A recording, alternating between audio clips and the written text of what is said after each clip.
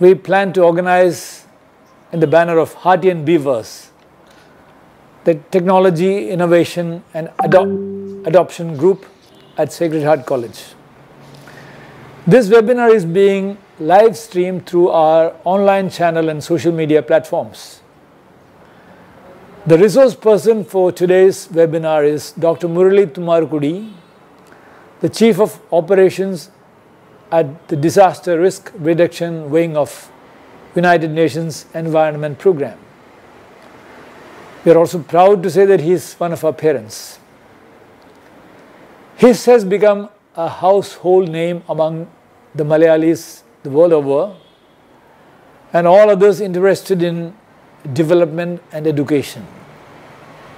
Today he will speak on a subject of utmost topical relevance for all of us: how to prepare for a world of learning that is transitoring to digital platform.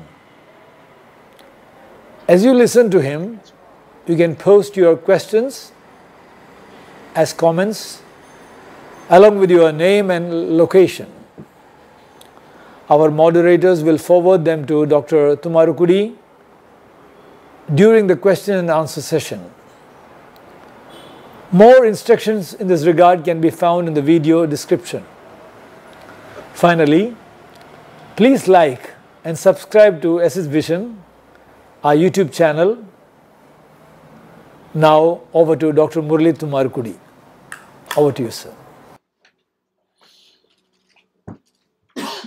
Good morning, my friends, wherever you are on earth. Good afternoon, good evening, etc.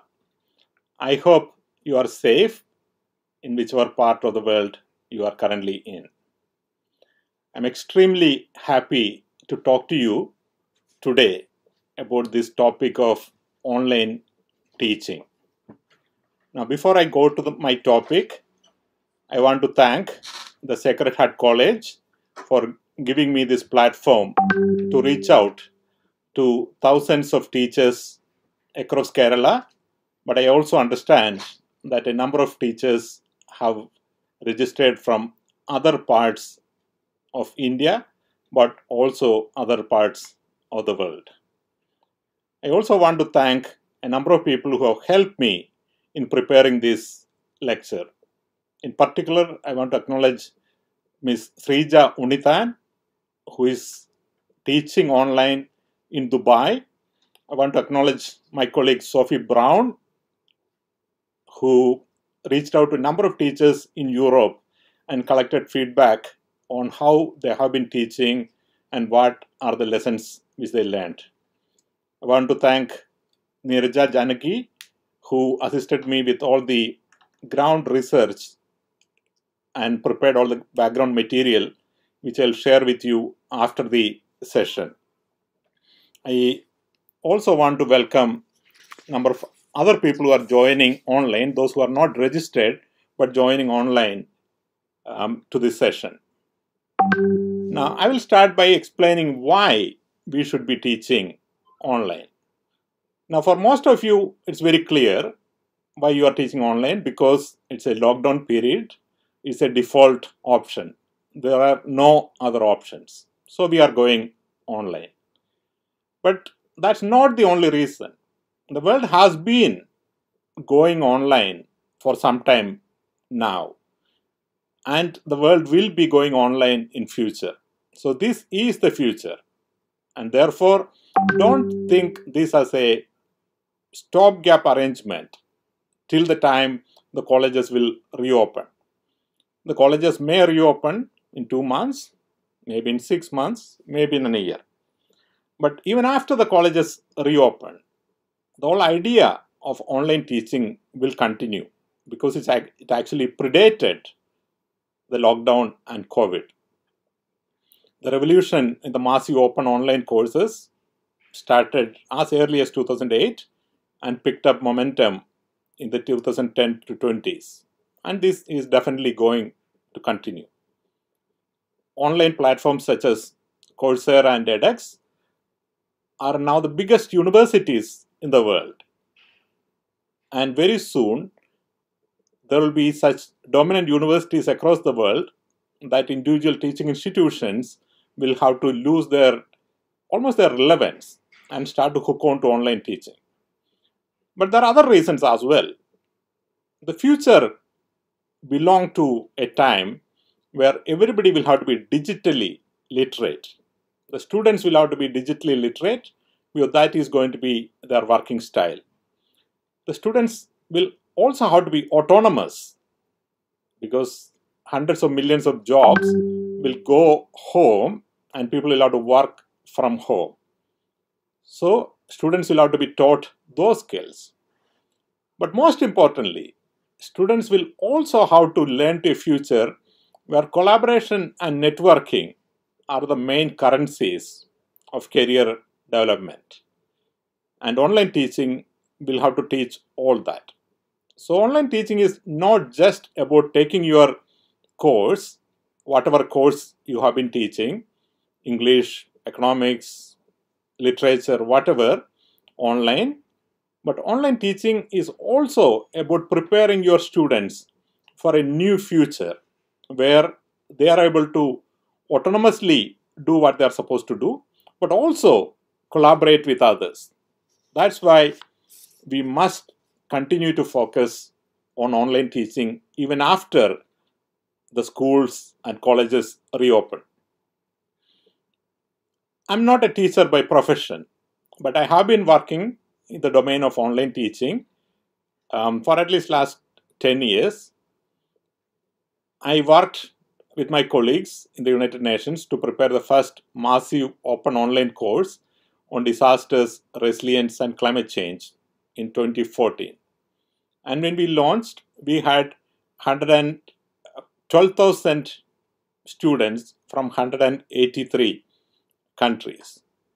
And now we are preparing another online course where we are targeting to deliver it in 6 languages and attract 100,000 students.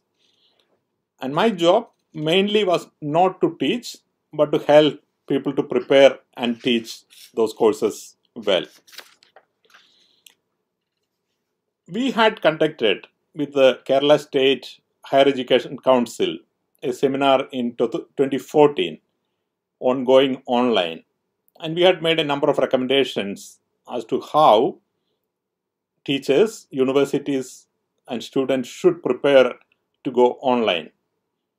But unfortunately, the pace of offtake of the recommendations were not very fast.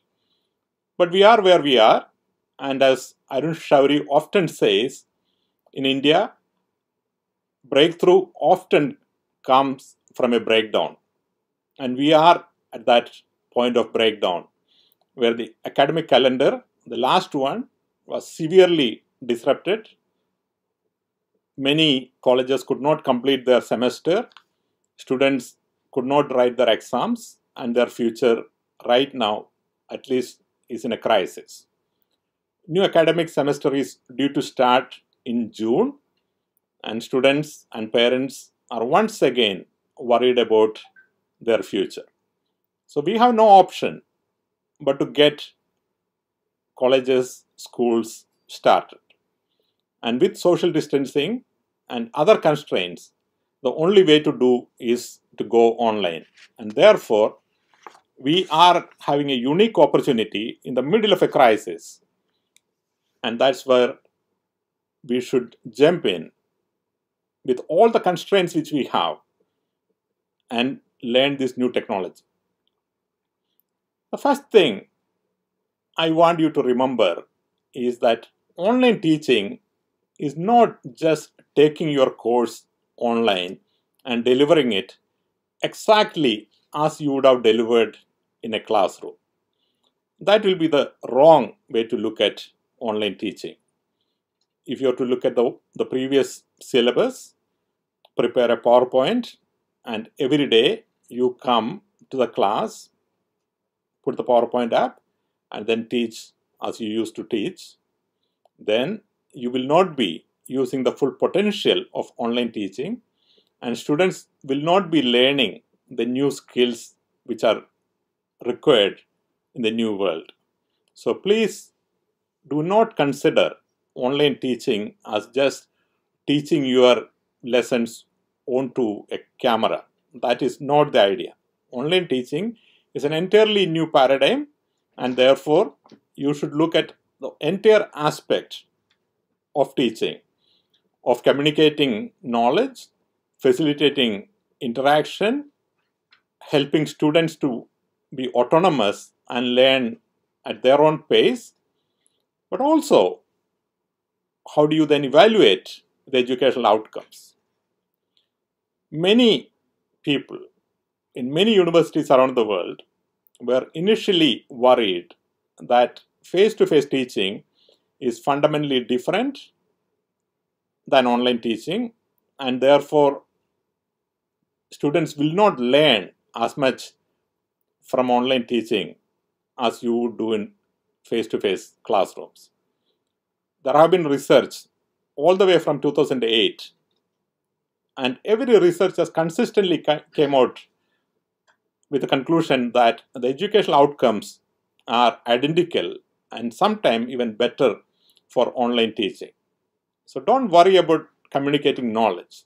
It is on other parts of education where online teaching has to improvise, because college or schools are not just places where people go to learn. They're also places where you go and make friendships, where you form networks, where you create lifelong relationship with your peer group and also connect with your seniors. How do you create that type of systems and support in a virtual environment? That is actually the bigger challenge of online teaching. Online teaching right now is happening at a speed which is unheard of. More than 1.5 billion students are right now sitting at home, of which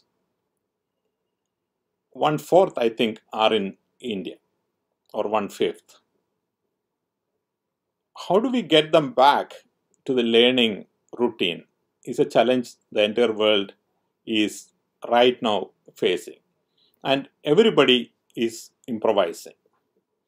In a normal time, one would have had a lot more time to plan for it. But even now, before letting teachers run with planning to deliver their own courses online, the university or the government or the college, if the college is autonomous, should spend some time planning the online teaching paradigm. This means, should the course content be the same, or should that be slightly amended? Should the educational outcome be the same, or should they be amended? What should be the teaching routine?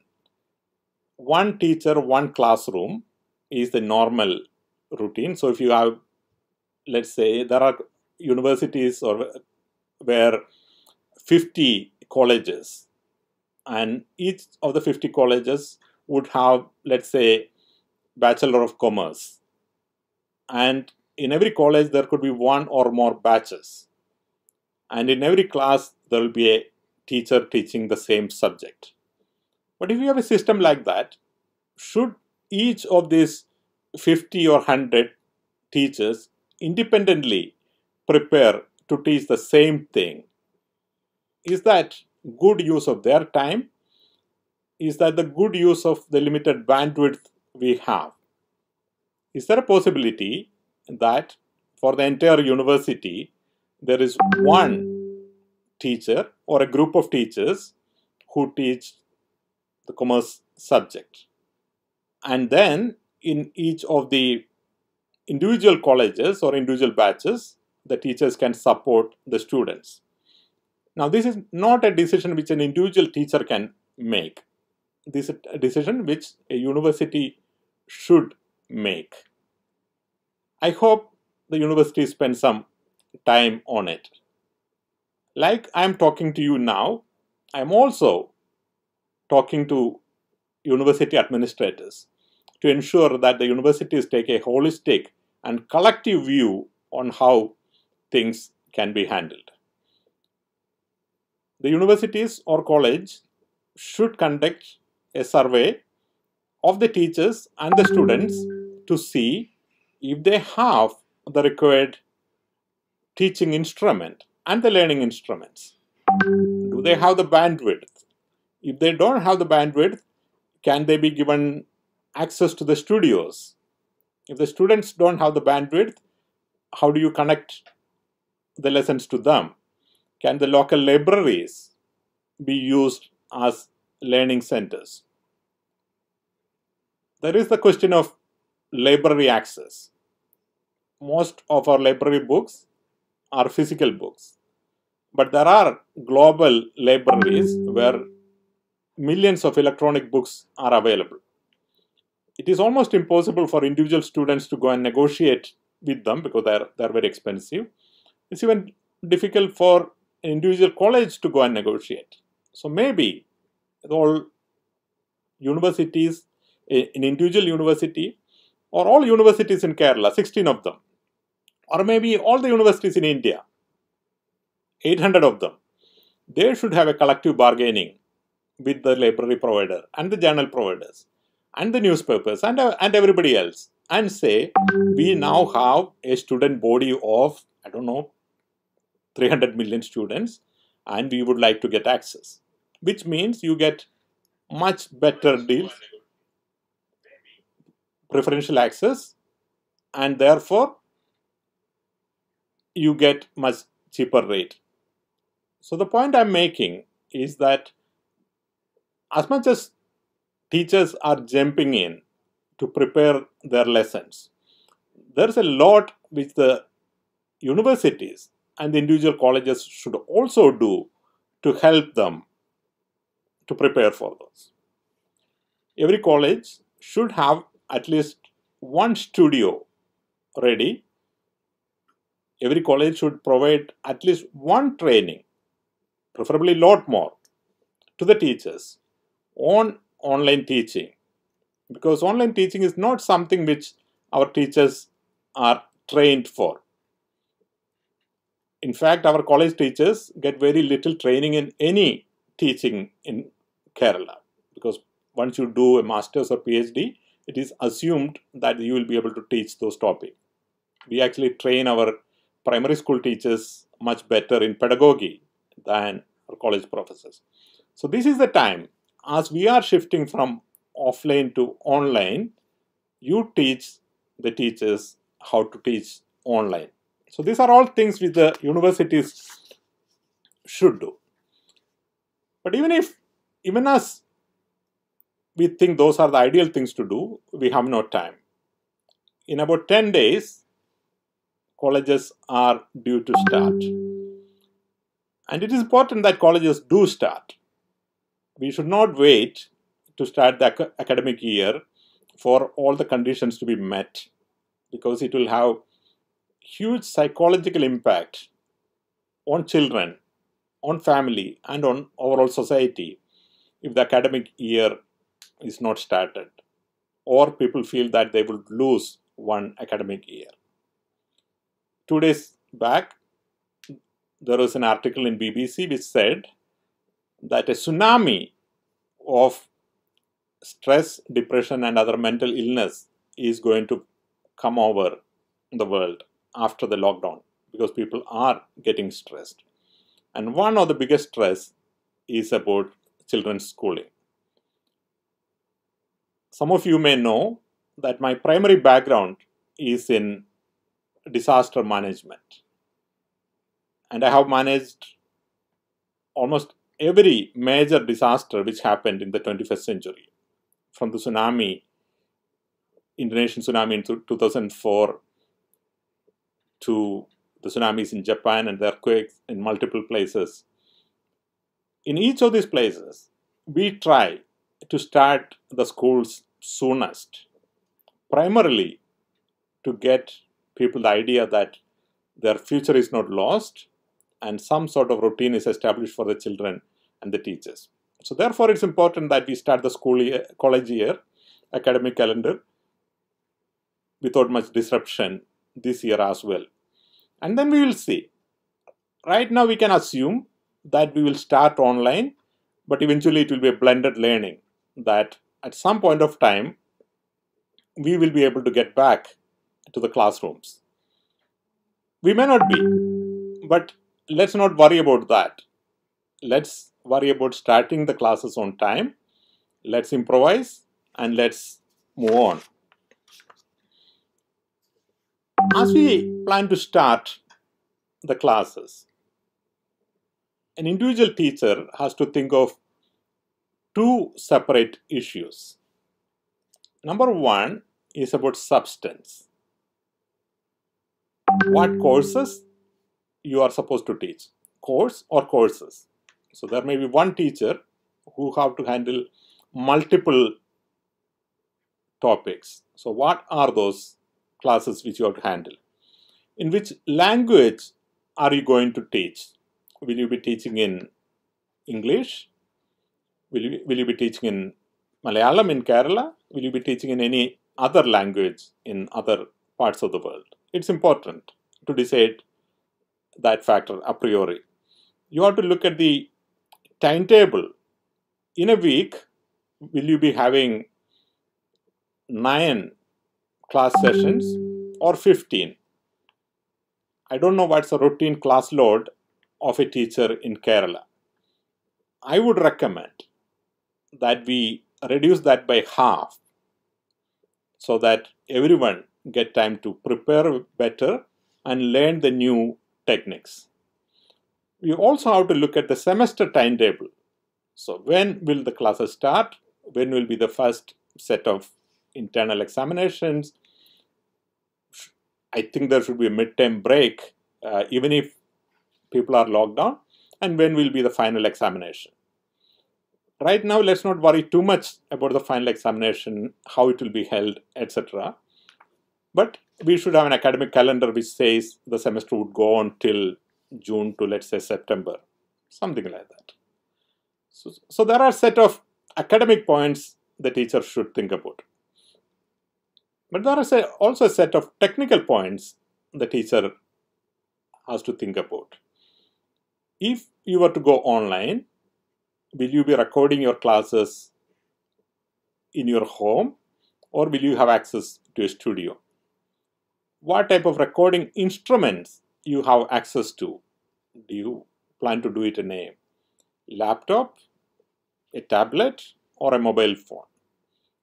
What type of internet connections you have at home or in the office?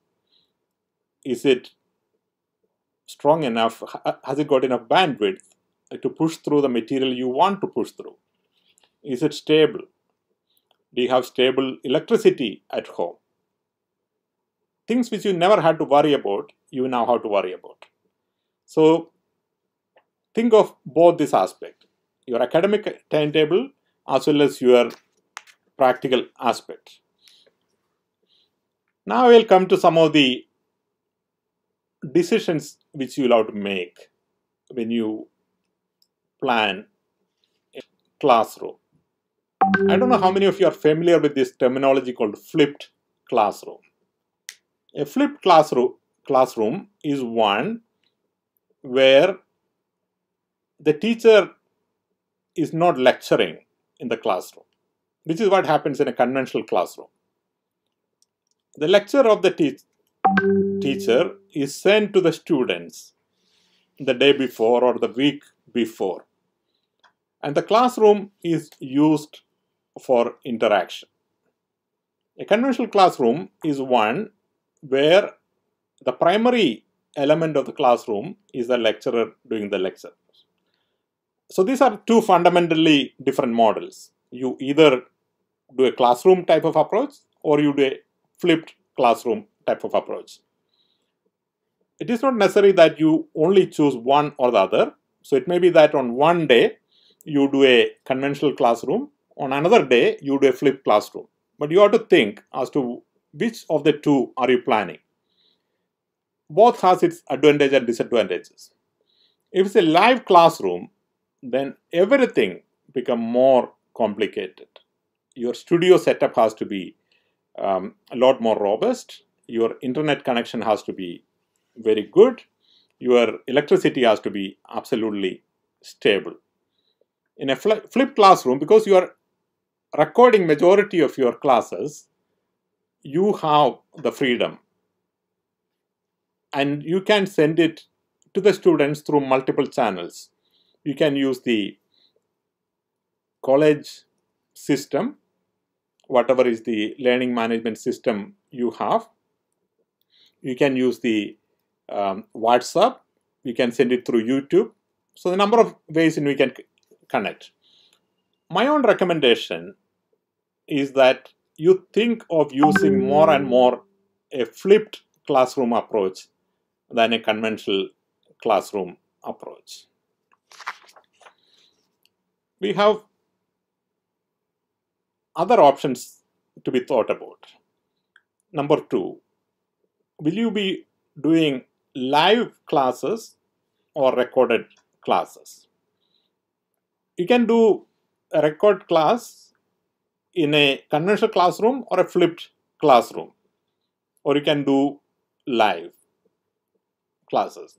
Now, this is one decision which you have to make, and this decision may depend upon the availability of technology, bandwidth, and also your comfort and convenience. But this is again one decision which you have to make. You will have to make a decision on what is the class duration which you want to have. Do you want to make a 30-minute class and probably do it every day? Or do you want to make a 60-minute class, but maybe every alternate day? Some of the research is actually saying that the attention span of adults and young adult is actually no more than 10 minutes at a time. So one should vary the class content every 10 minutes. Now this is very challenging. When we do training, this is the approach which we normally make, that we make a 5-minute video followed by a quiz, followed by a group activity, things like that. If possible, you should try to do that. But this requires a lot of planning. It's not easy.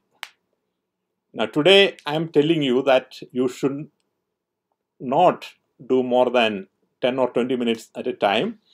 And unfortunately, I have to speak for 30 to 40 minutes today. So you have to bear with me. But when you think of your classroom, which you have to deliver every day, please think of breaking the classroom into smaller pieces. My recommendation to you is that instead of doing a 30-minute classroom every day of the week, probably it's better that you have a 60-minute class every alternate day. This will give students enough time to prepare, to assimilate what you taught next day, to collaborate with other students in the next day, and come back with more and more questions the day after. But when you do 60 minutes, please do not speak for 60 minutes. Be it a conventional classroom or flipped classroom, at least earmark half of the time for interaction with the students. And I'll come to the interaction shortly. This class, we are making it an hour and a half. This is partly because to organize an event like this takes a lot of effort, and there are thousands of people who have joined from around the world, and we wanted to give as much as possible within this time. But in this class, we have set aside at least half of the time for you to ask questions. So please send your questions, ask comments. I have somebody here who is sitting down and noting down all the questions, and we will review all of them. We'll group the questions and in the second half of the presentation, we will give you the answers. Now, I also must acknowledge that in every classroom, you will have people who are a lot more competent than the person who is lecturing. And this is the fact of life in future. So I'm sure that among my audience right now, there are many people maybe, who know more about online teaching than I know. So if there are such people in the audience, please state that I know about this topic. I know all about Moodle. So if anybody want any support on Moodle, please contact me if you wish to offer that service. I know more about how to use a mobile phone to record videos. Please contact me. So don't treat me that time when the teacher stood on a pedestal and looked down and lectured. That's over. What we now have is a more egalitarian network, and therefore in this lecture I encourage you to come up and say, I know this, I'm happy to share, and we will link you up with other teachers. One decision which the university should ideally make, or the institution where you are working should ideally make, is about the learning management system which you are going to use. When you do a professional online teaching, you should always have a learning management system. And there are many which is available in public domain. And I actually have in the background material which you will receive, there are listing of those learning management systems and also a comparison of those systems. A teacher may not be individually able to make those decisions. In my opinion, a university should make and obtain group subscriptions and provide training to the teachers. But I know teachers are improvising. As a minimum, teachers are trying to teach by using WhatsApp as both the delivery tool as well as for comments as well as for collaboration. It's not a bad idea, but that's not the best idea. But if that's the only thing you have, you use it. But ideally, you should have access to a better learning management system, such as Moodle, which is custom built for online teaching. Any learning management system should have a window to interact between the teacher and the students. A second, a parallel chat room where people can start to note down their observations and comments. And third, a file sharing system where they can archive the material. Students can upload their assignments and teachers can provide their background materials.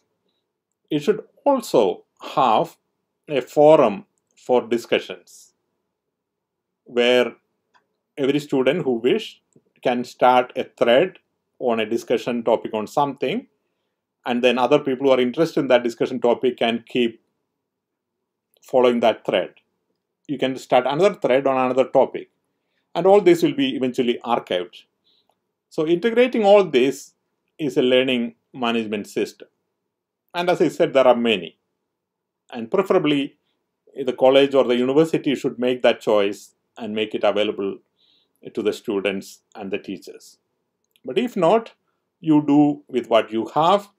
Hopefully, in due course, there will be a centralized and better organized learning management system. A very important decision which you will have to make is about the use of PowerPoints. Teachers in Kerala were getting used to the idea of smart classrooms and PowerPoints. But when online teaching started, you already have seen an explosion of webinars happening right across Kerala. This is a very good thing. Teachers are getting used to the technology. But in the webinars, many people often overuse PowerPoint. And this has two issues. Number one, people actually misuse PowerPoint itself. They create PowerPoints which are like telephone directories full of text, and they just read from it. So this is problem number one. Problem number two is that people only project the PowerPoint and do not show the face of the teacher. And this is not good either. The teacher should always be visible, at least in the beginning of the class.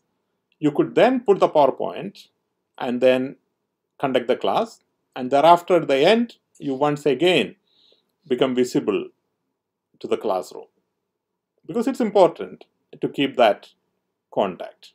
The lower the age group of the students, the more important it is. So my recommendation is to reduce the reliance on PowerPoint as a teaching tool. Please do prepare PowerPoints and have it ready and handy for you to use as a reference material. But do not project it onto the screen and let students get confused between reading the PowerPoint and listening to you. So, no excessive use of PowerPoints. Another point which you will have to decide in advance of teaching the class is whether you should do the teaching alone or you should have an assistant sitting with you as you are doing the classes. And this is more important if you are doing live classes. My recommendation is that you should always have somebody available to you, sitting next to you, but outside the camera screen, who is there to give you small helps, such as fixing the lights or giving you a glass of water, or answering panic telephone calls from parents if your lecture is not streaming correctly. Students or their parents will start calling you, and if you start to attend those calls, of course you will be distracted, and you may have other technical issues for which you need support. You may be sending in comments, and there may be hundreds of comments coming in. For example, in this one, I can already see comments coming in. Now, if I start to look at all those comments, I will be very distracted. So always ensure that you have somebody sitting next to you and then looking after all those aspects. If that person is very good at IT, all the more better. In my opinion, universities and colleges should facilitate. And this is one advantage if you do the classes from a studio, because someone in the studio can provide those assistants while you can focus on what you are good at, which is about delivering content. There is another way, another decision point as to whether you plan to do the teaching alone, one lecturer, one course, or two or more lecturers come together and teach a course. As I mentioned, in a university, maybe there are 100 teachers, maybe there are 500 teachers teaching the same course in 300 different colleges. I think that's a complete waste of time and talent.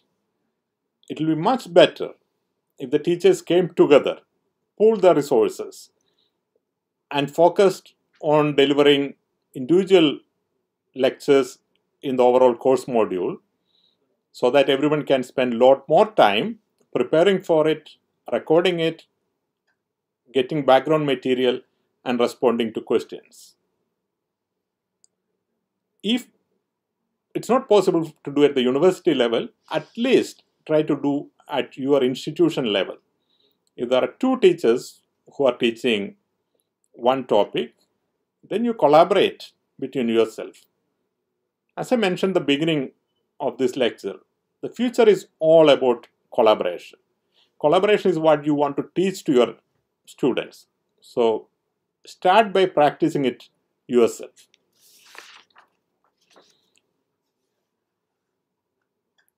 Every classroom should have a discussion forum going in parallel. This is absolutely essential because the future of the classroom is not in the class. The future of the classroom is in the discussion forum.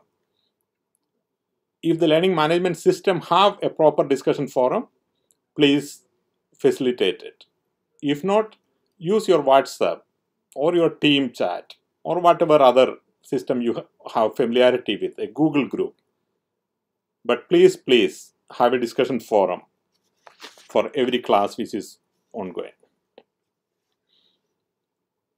As you are preparing for your classroom lectures, please look around on the internet and see if a topic which you want to deliver is already done by somebody else.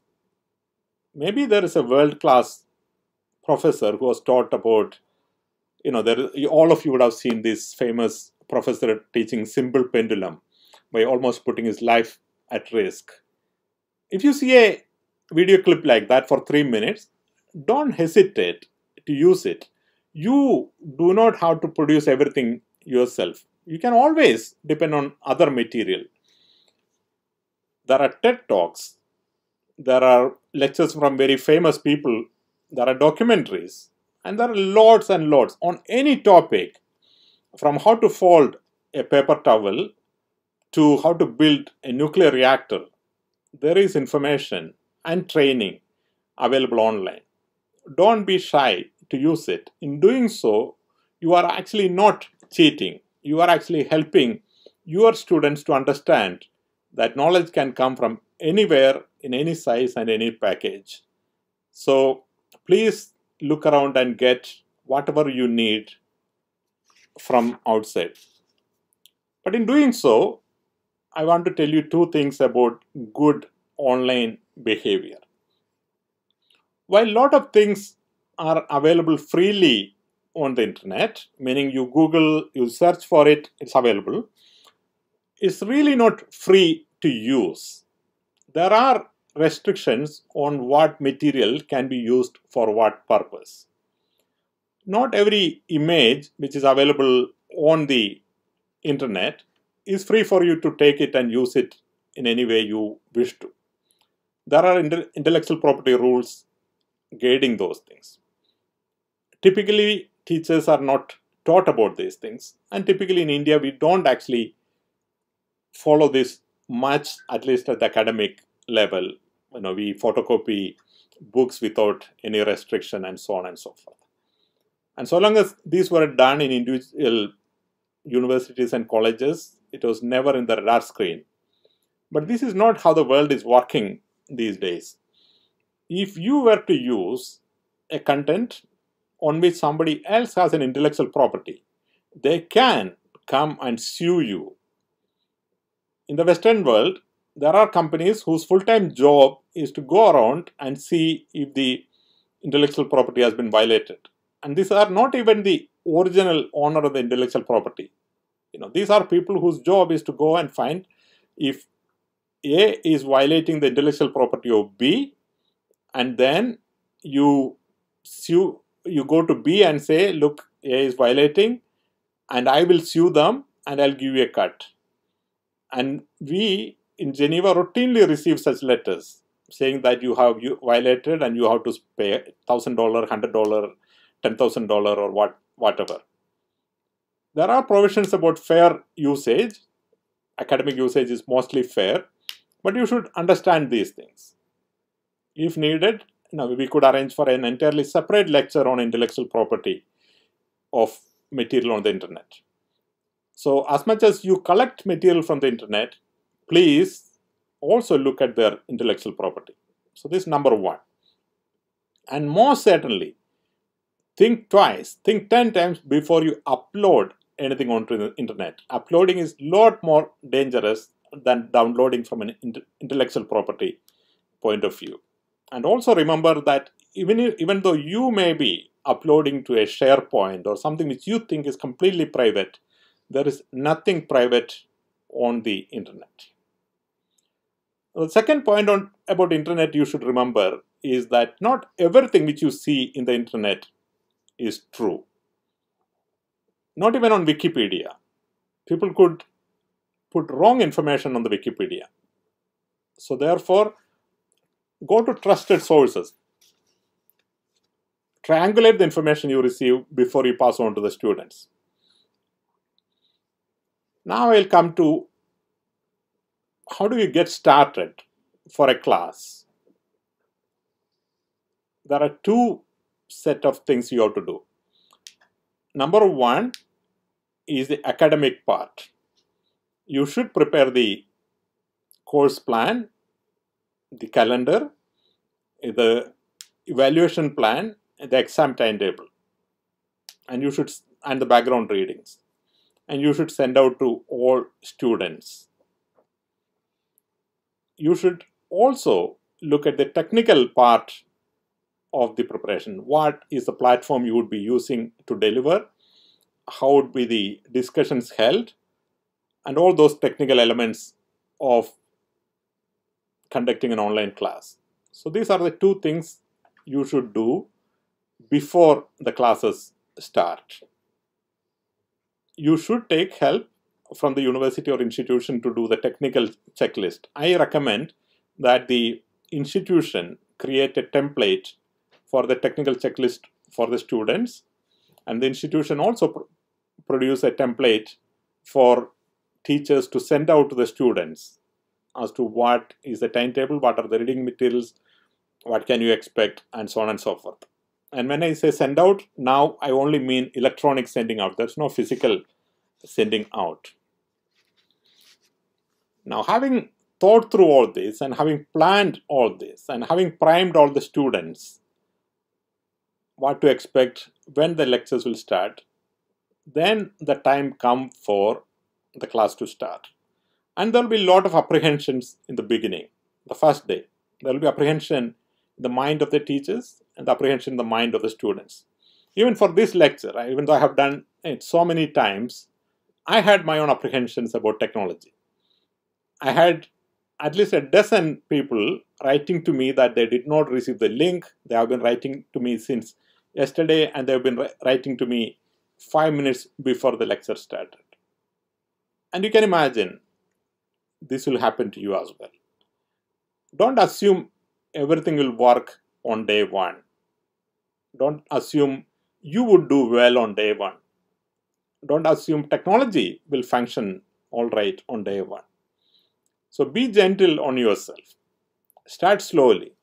Take the first class more to test the entire process rather than to deliver substance.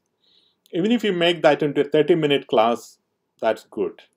Because the important point is to get yourself familiar with the process and also the students. I will be delivering a separate lecture through the same forum for the students.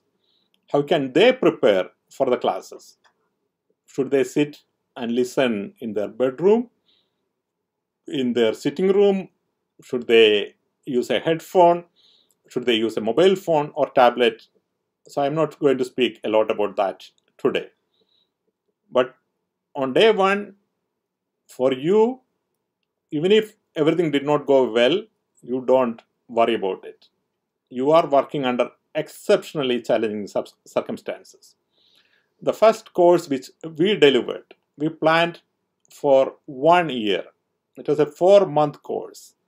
There are 12 universities involved. 1 year planning for a 4-month delivery. We still had hitches. And we had an entire technical team, maybe 10 people supporting it. So when you are trying to do it, one person, learning new technology, recording yourself, giving the lecture, answering the questions, answering to parents, you will not get it all right. But don't worry about it. You are in the forefront of a revolution, and we will all learn. The most challenging thing in a classroom is maintaining students' involvement.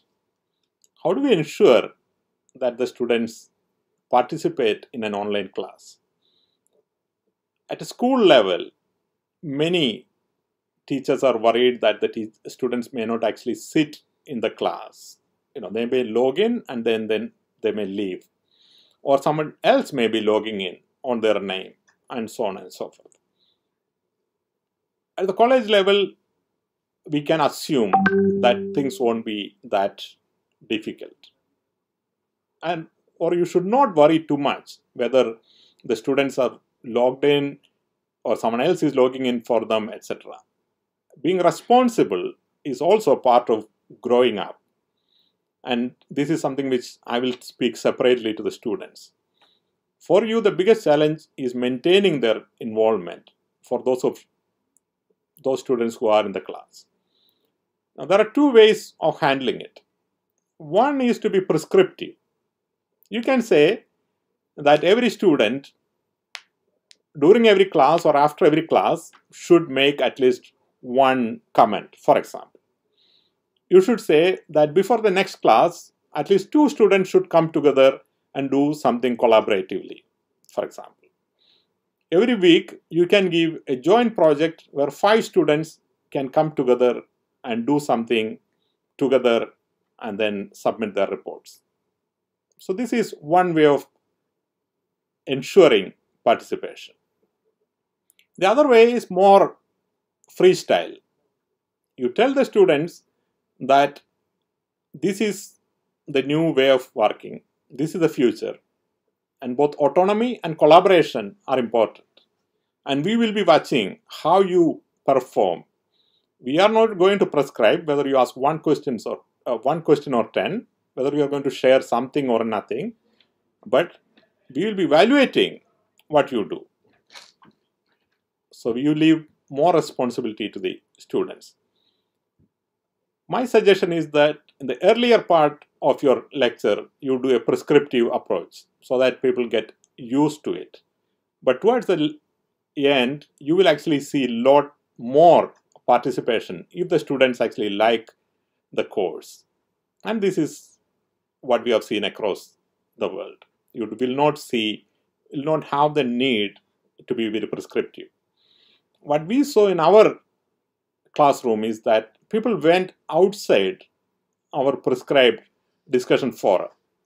They actually went and formed their own Facebook group. And then there are more discussion happening there than inside the moderated forum. Encourage it.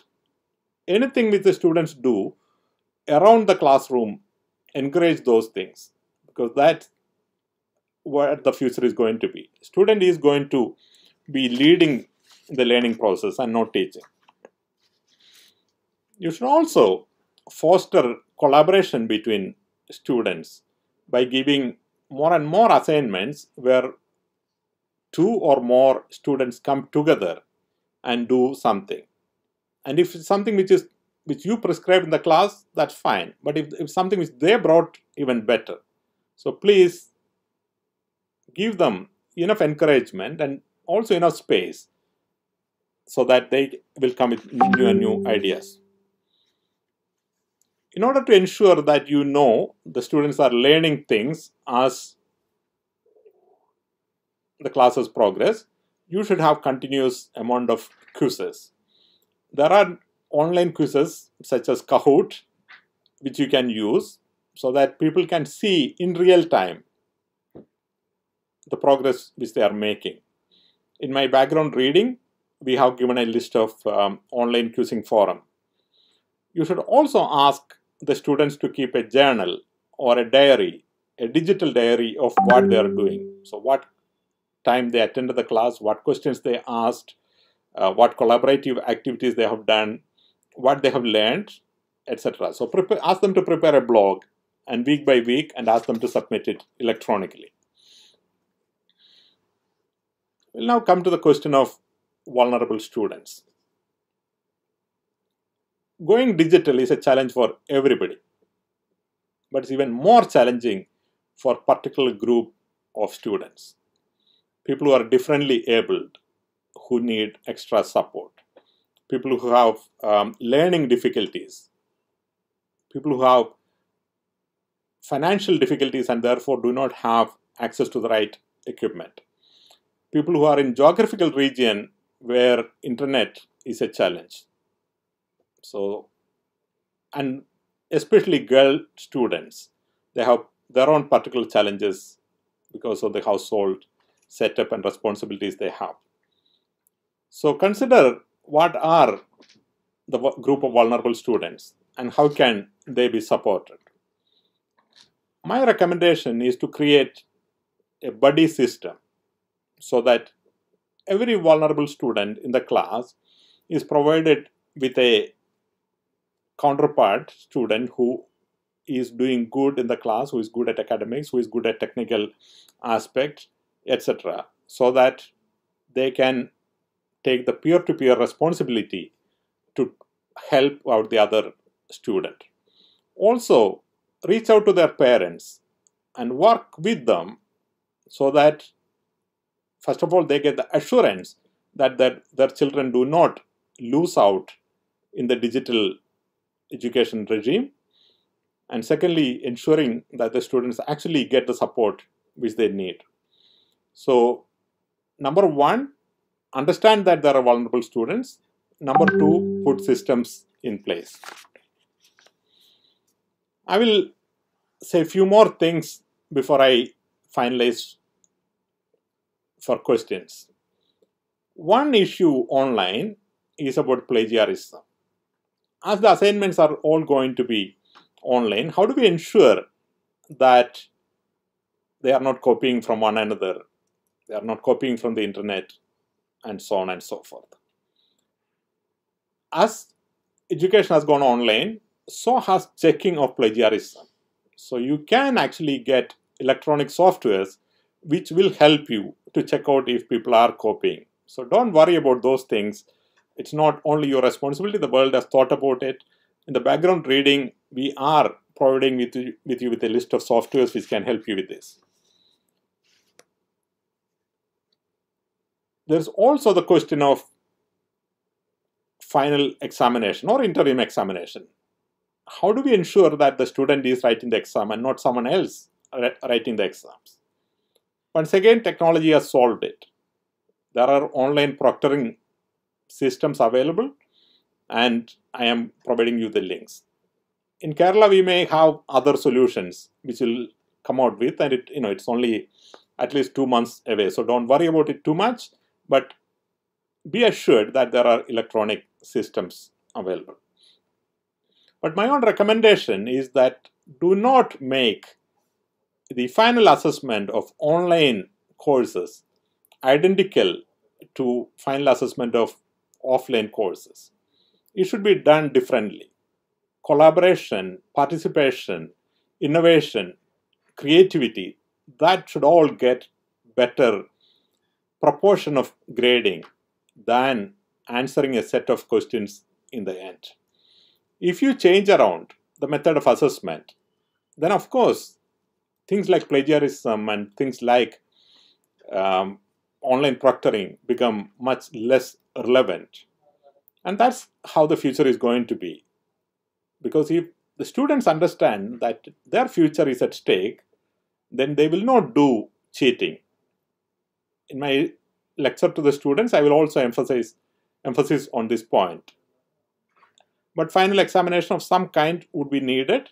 It is much better you think that through. As I said, this semester you may still be possible to do real examination, may not be. So be prepared for both. And I will make one final point and I'll stop. This is about collaboration between teachers. There are hundreds of teachers around the world who have taught online classes. They are willing to help you. There are thousands of teachers in Kerala right now preparing for online teaching.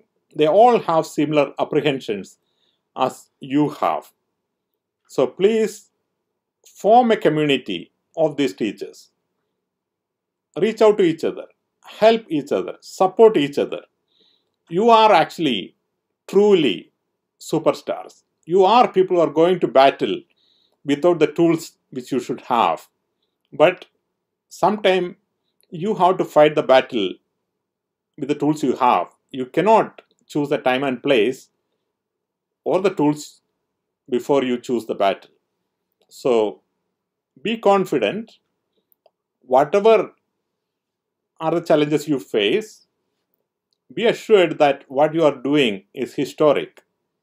And it is our duty to our children, to our society, to ensure that the educational activity continue.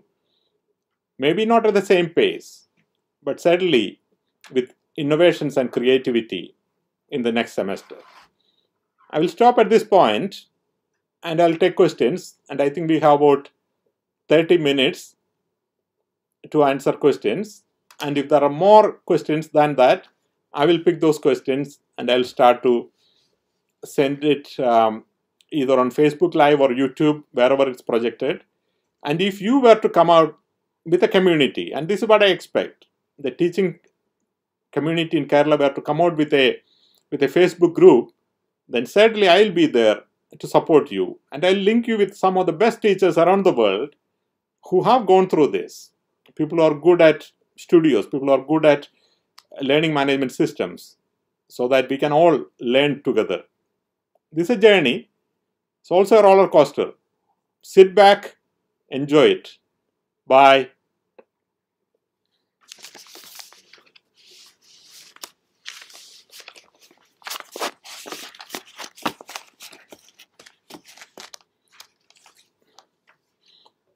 I have a question from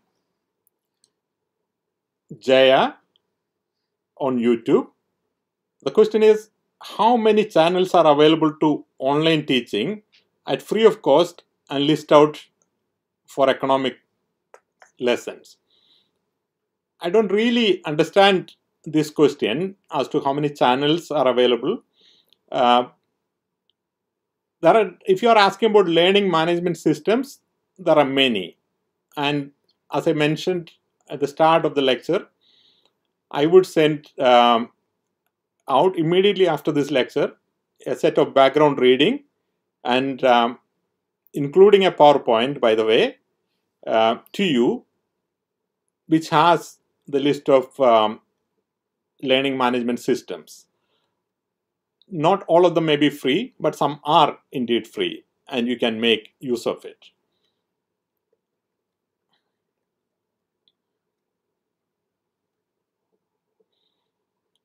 I have Priya Philip, who is asking, what are the best techniques suggested to assure active student participation and in a consistent manner? I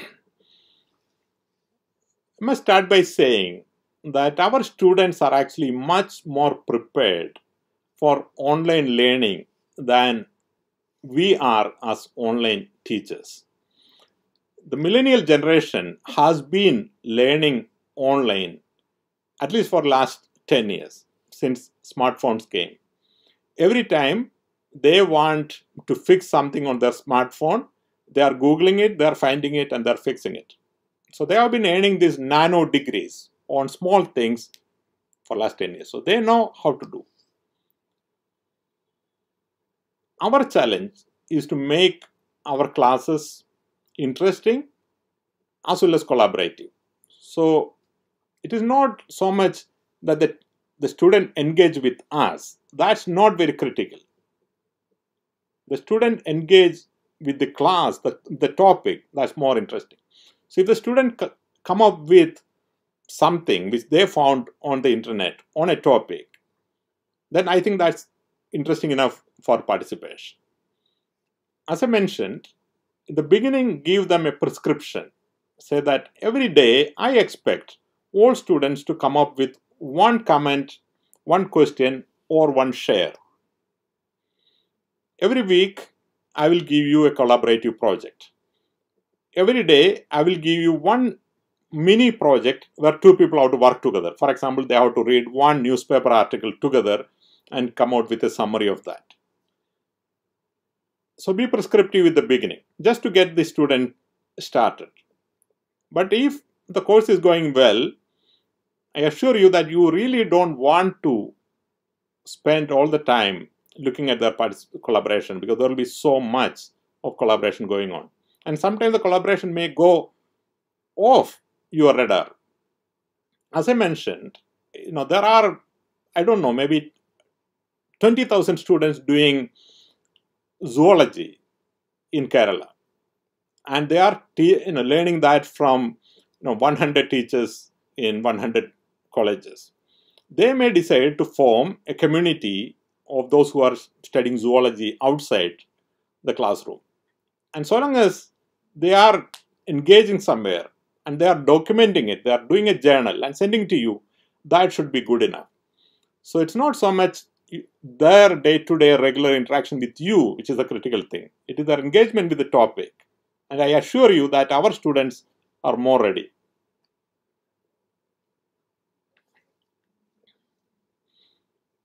Question from Athira: how to conduct assessment of students online, ensuring that they do so without external help? As I mentioned towards the end of my class, there are online proctoring systems which allow to evaluate whether the student is doing it themselves or they are taking someone else's help or they are cheating. And this is a challenge which actually has been solved before. Your organization should procure this online proctoring system and then make it available to all the teachers. There are free proctoring systems also available. In the background material which we will be sending out, you have a list of online proctoring systems and their merits and demerits. So don't think the way you would think in a classroom that you have to solve it yourself. There are, as much as classroom is going digital, there is also proctoring is going online.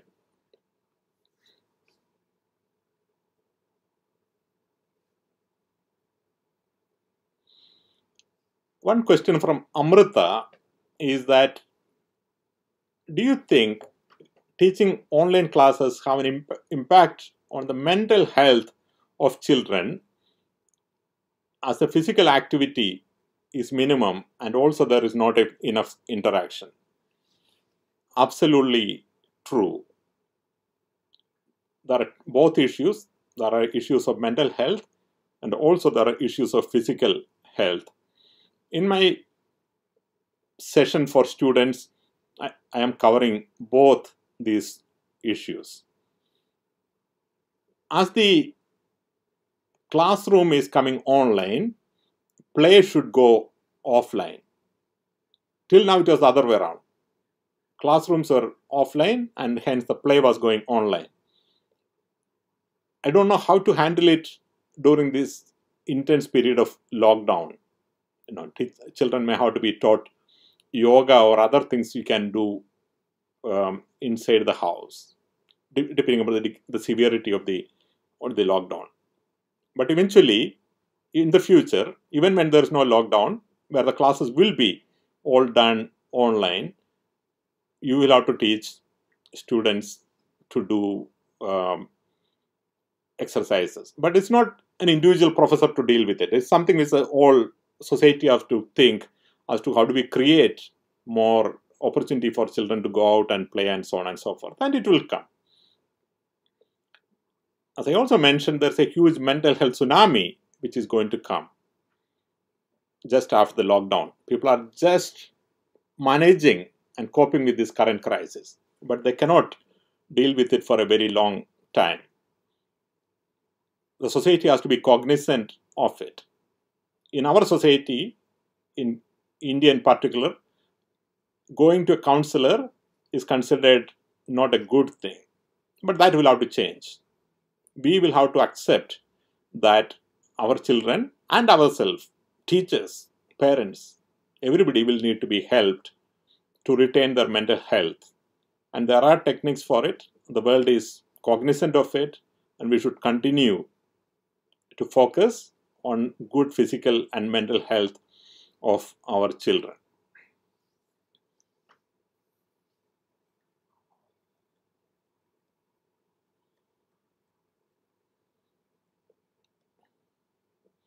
I have a question from Rajna Thakkar and Shivkami Rajan. Sir, which method is best to teach papers like accounts and mathematics?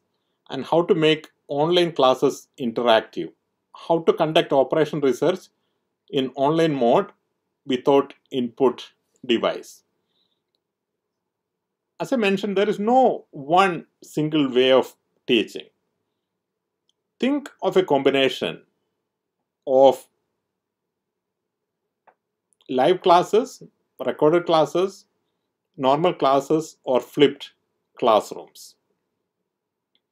You take the entire course and break it down to small pieces, and for each piece, think what's the best way to deliver it.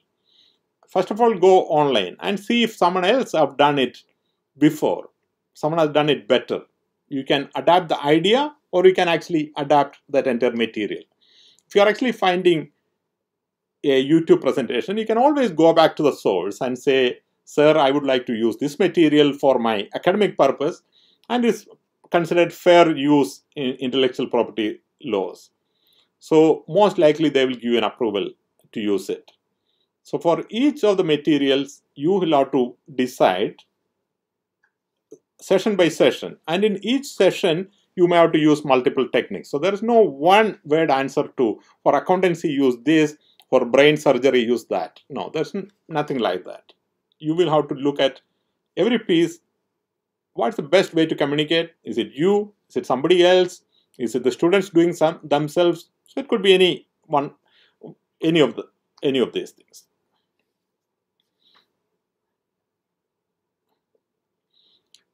The question which Anil Joseph is asking, how can you access the students' level of understanding, especially in e-learning? It can be done in multiple ways. Number one, and this is also a technique which can ensure more active participation, is to have electronic quizzes. Kahoot, I mentioned, and there are other quizzing methods. So occasionally have a quiz in the class. You can announce before that there will be quizzes. There could be even surprise quizzes, and everyone has to download this Kahoot package. And the way Kahoot works is that you create a quiz and you get a pin number, and at the appointed time you announce the pin to your students. So then everyone get access, and questions come one by one. Everyone get 30 seconds to answer. You click and the correct answer comes out.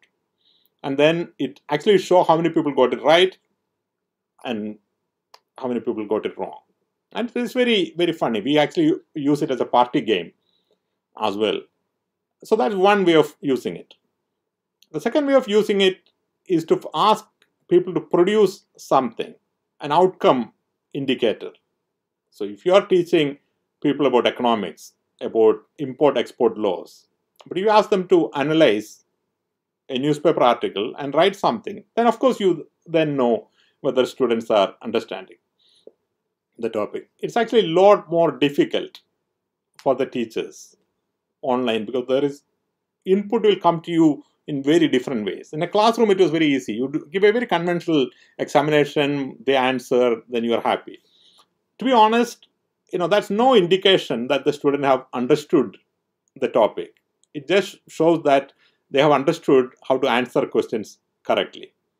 But online, you have multiple cues from the way they participate, from the way they are preparing the journals, from the way they are collaborating, and from also the way they are supporting others. The student is understanding the topic well.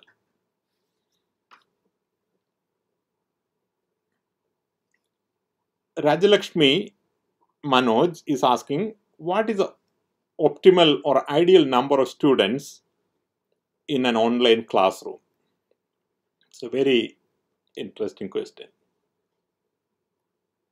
Those of you who know the history of massive open online courses, this came out of a computer class which was delivered, I think, from Stanford. A professor had this idea that I teach in the classroom and I am able to teach to 100 students.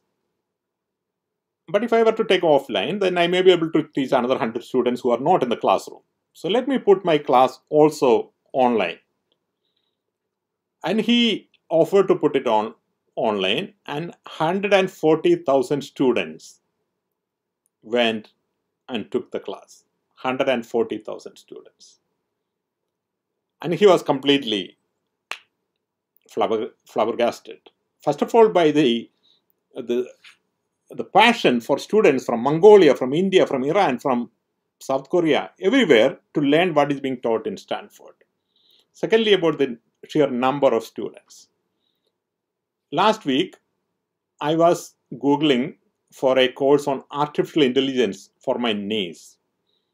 And there's a course which is currently, I think, on edX or Coursera, I can't remember, which is taught by a very famous guru on artificial intelligence. There are 500,000 students, 500,000 students for one course on artificial intelligence. So there's really, in the online world, there is no limit to the number of students we can have in an online classroom. But then the question is that, can this teacher be engaging with all the 500,000 students? No, no teacher can engage with it. How do we solve that problem? So there are a set of electronic solutions to that. Every student's assignment is checked by somebody else based upon a set of keys provided by the instructor. And your own answer would only be, your own result will only be announced if you were to evaluate some other student and give that person's answer. So there are many ways of doing it. And the future, believe me, is going to be like this. There will not be 100,000 commerce teachers in India. There will be probably one commerce teacher in India. Who will be very good, who will be a superstar, who will be teaching commerce classes or some specific part of commerce class. But that doesn't mean every other teacher would become irrelevant. No. In every university, every classroom, there will still be a teacher, and that teacher can then probably provide the support, in my opinion, to something like a group of 30 to 50 students and follow them very closely. It's almost like being a learning facilitator. So the best of the lessons come from wherever it comes from. But then you help these people to learn. So you are almost like a tutor and a learning facilitator. I don't want to scare you too much, but I can see a future in which the world has not many universities. The world has only one Facebook. Similarly, there may be very few universities in the world. And the student may all go to this 1, 5, 10 universities. But then there may still be colleges and there may still be other shared learning spaces where people come every day, like students go to colleges. And there will still be tutors who help students to learn things.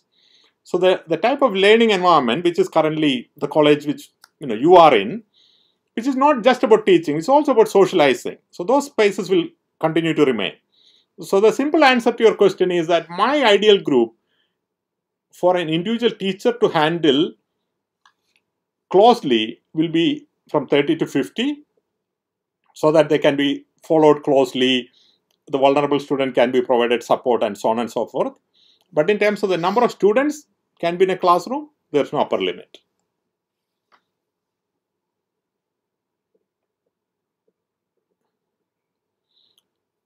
I have Daphne Mendes and Sanjos Thomas asking how to conduct practicals for science and other subjects and its assessment.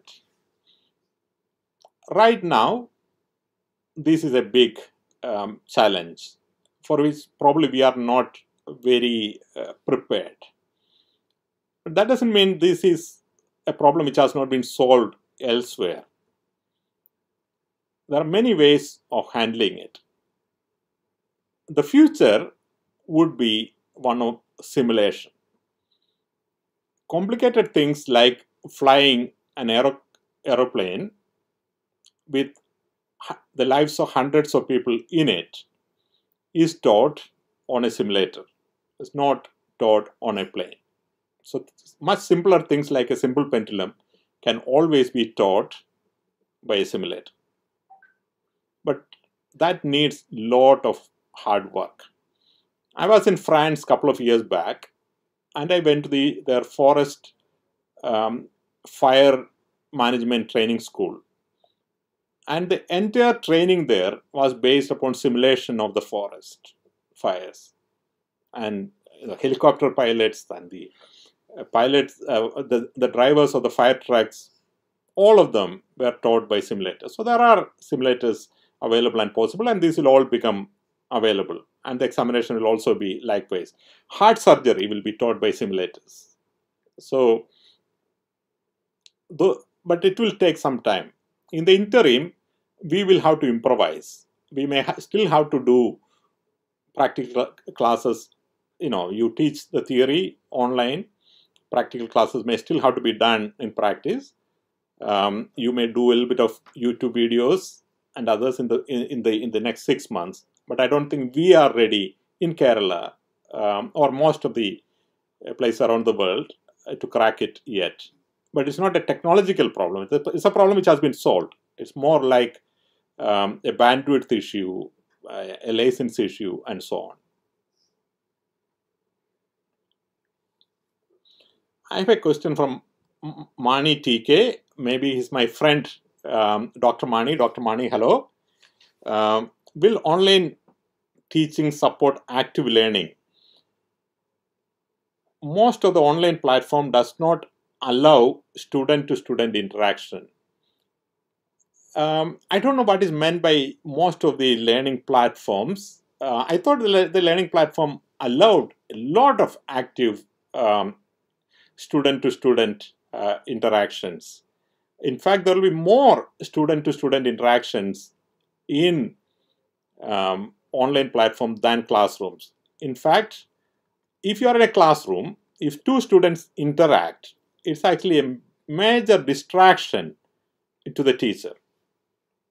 But in an online class, it's not a distraction.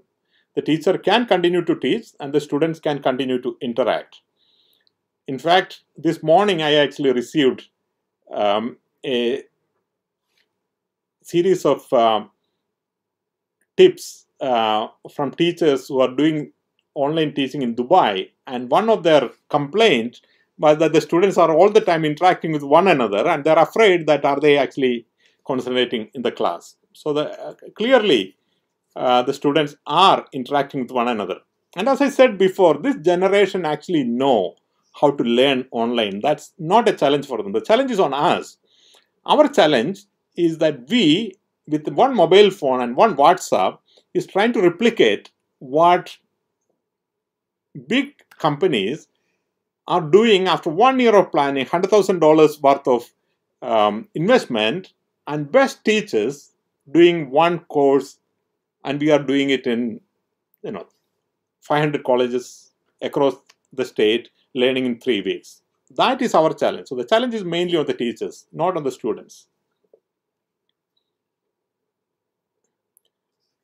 There's a question from Pradipha. How effective is online teaching for KG students and children below 5 years? I don't know, Pradipha, if you are actually a teacher of that age, or is it a theoretical question? If you are a teacher, please tune for my separate lecture for school teachers, and I will be covering those aspects a lot more. 2 days back, I was talking to my friend Dr. Nasina in London, and she was saying how important it was for her daughter Ruya to see the teacher, and she liked going to school, and when she could not go to school, she was getting very upset. And as soon as the online classes started and she could start to see her teacher, she started being a lot more pleasant. So yes, it is possible to teach. The teacher-to-student interaction is a lot more important, but I'll be giving a separate session on that. Please tune for that.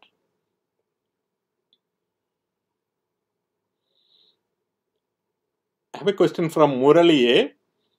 Could you please explain how collaborative learning can be made effective in online platform?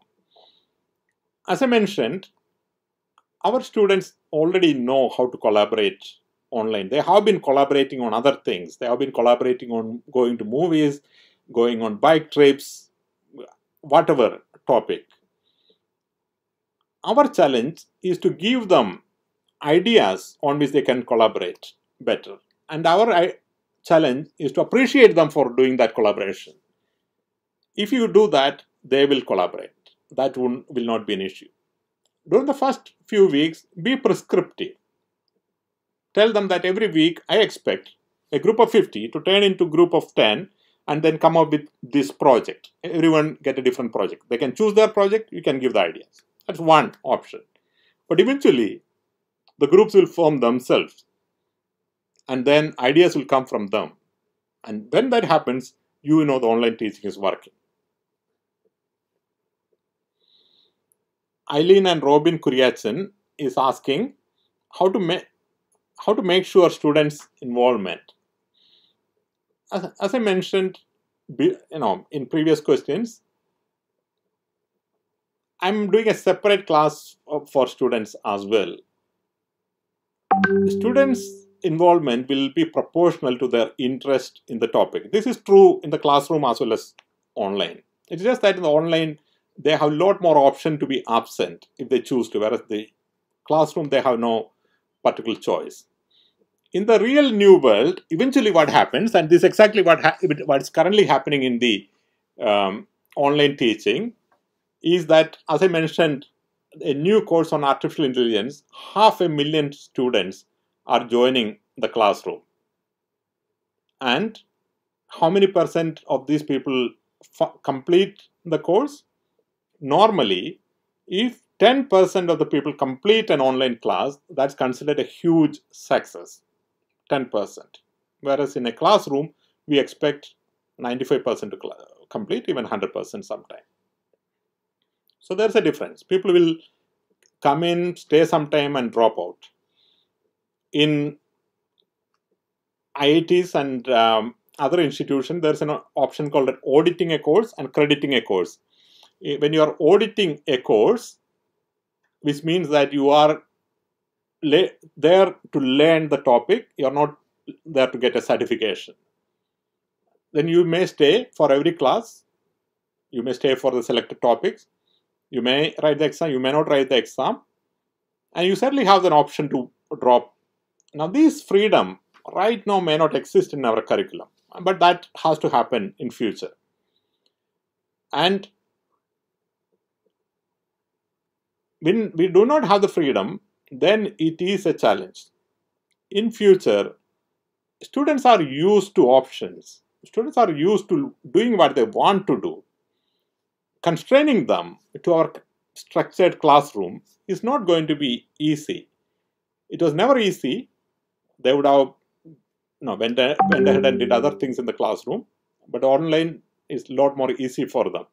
So my recommendation is not so much to force student to be attentive in the classroom. My recommendation is to make the curriculum more flexible so that if people don't like something, they drop, they move on, and they learn something else.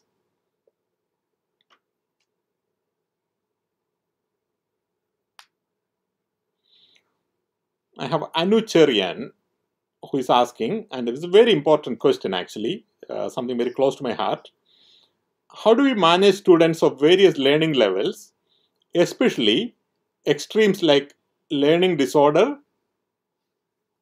and the best performing student in the same session? Some lose interest and some struggle, and this is true. As I mentioned, a classroom is not just a place to learn a subject. These days, most things can be learned without a classroom as well. Classroom is also a space where we are training a young generation to be future citizens. So therefore, the whole point of inclusion is important. And we have to teach that to the students. So the brightest of the student, it is not their responsibility just to score the highest mark. It is also their responsibility as a citizen, not necessarily as a student, to support others in the class. So give them those responsibilities. The best performing student, give that person a tutor responsibility. Identify 5 students who need help and make this person, please be their buddy. Please, help this group. You have a student with learning difficulties. Then work with that person yourself, but also other students, because peer-to-peer learning is much better. So there are ways in which we can use the talents of the best learning student to increase the whole idea of inclusion, so that not only they are not bored, but also they learn this whole spirit of collaboration, the whole spirit of how do we have an inclusive society where every student have the right to reach their best potential. And that's how we should keep them engaged. I think we are coming to an end. I have 3 more minutes. Let me see how I have. I don't know, lot more questions coming, which I thank you all for the very enthusiastic response. Even though I can't see you, but I can see the enthusiasm from the questions. I'll take a couple more questions.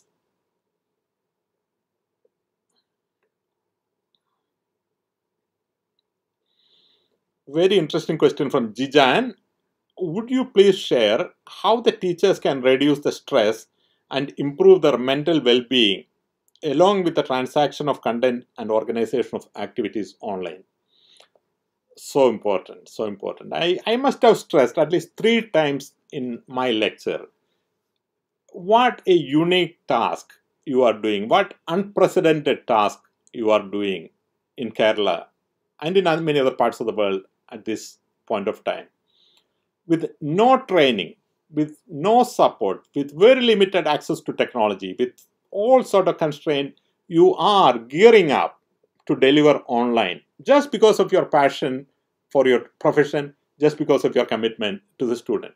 So don't at any moment of time think of you any less because you are not being perfect, because you are not looking like the professor whom you saw on YouTube. You are not that professor. That professor has talent, but also that professor is supported by enormous amount of money and technology. So that's number 1. Take yourself as a warrior, as a hero, heroine, and not as someone who is struggling.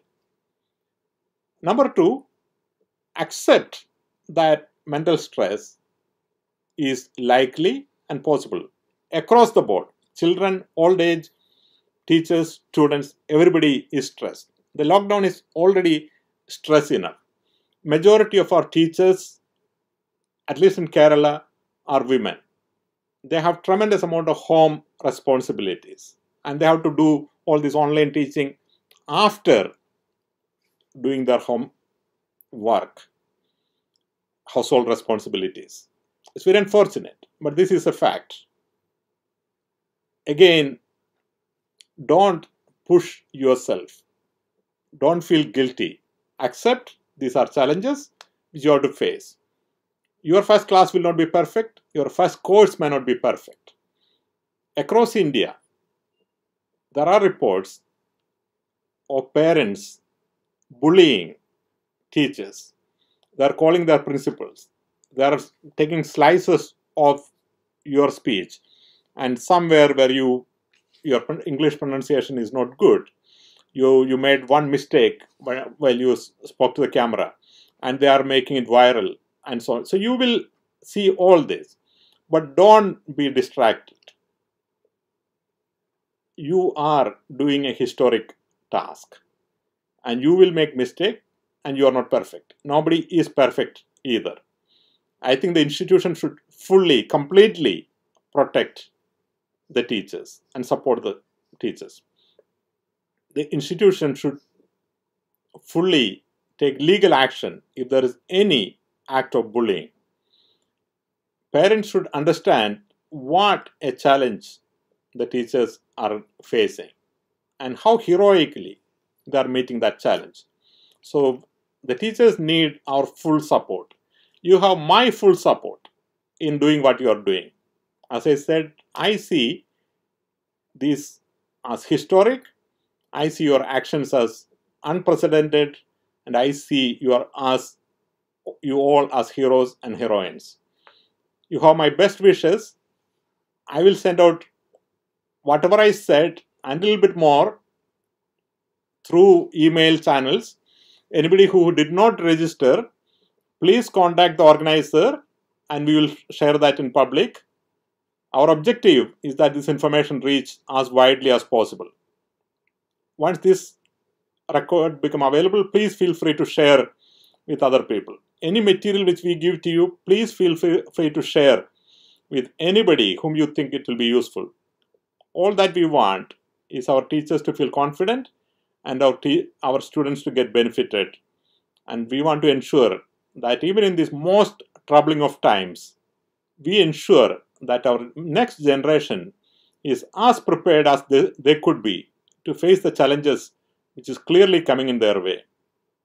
I thank you all for staying for this long time, and I conclude this lecture at this point of time. I will be doing 2 more lectures, one for students, one for parents, and please tune in. Bye.